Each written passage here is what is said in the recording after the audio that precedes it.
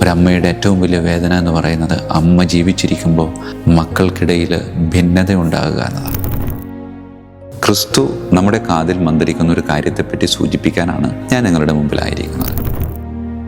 ഈശോ നമ്മളുടെ കൂടെ നിൽക്കുന്നത് നമ്മളെ ശിക്ഷിക്കാനല്ല, നമ്മളോട് നീ എന്തിനാ അത് ചെയ്തത്, നീ എന്തിനാ ഇത് ചെയ്തത് എന്ന് ചോദിക്കാനേ അല്ല. നമ്മൾ വീഴുമെന്നറിയാം, വീണ് കഴിയുമ്പോൾ മോനെ എഴുന്നേൽക്ക് എന്ന് പറയാൻ വേണ്ടി മാത്രം.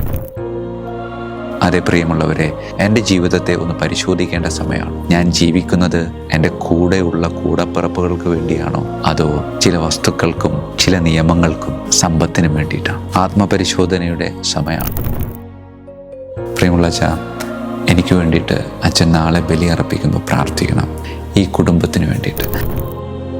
നമ്മുടെ ഈ ഹൃദയത്തിലേക്ക് ഈശോയെ സ്വീകരിക്കാം. ഈശോയുടെ സ്നേഹത്തോടു കൂടിയ ആലിംഗനം ഇങ്ങനെ സന്തോഷത്തോടെ സ്വീകരിച്ച് യഥാർത്ഥത്തിൽ വ്യക്തിപരമായ ഒരു ക്രിസ്തു അനുഭവമാക്കി മാറ്റാനായിട്ട് പരിശ്രമിക്കാം.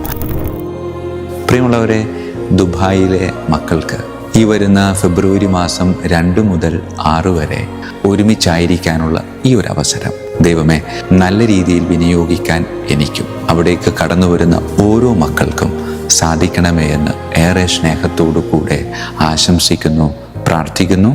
ദൈവം നമ്മെ ഓരോരുത്തരെയും സമൃദ്ധമായി അനുഗ്രഹിക്കട്ടെ. ഈശോ മിശിഹായിക്കും സ്തുതിയായിരിക്കട്ടെ.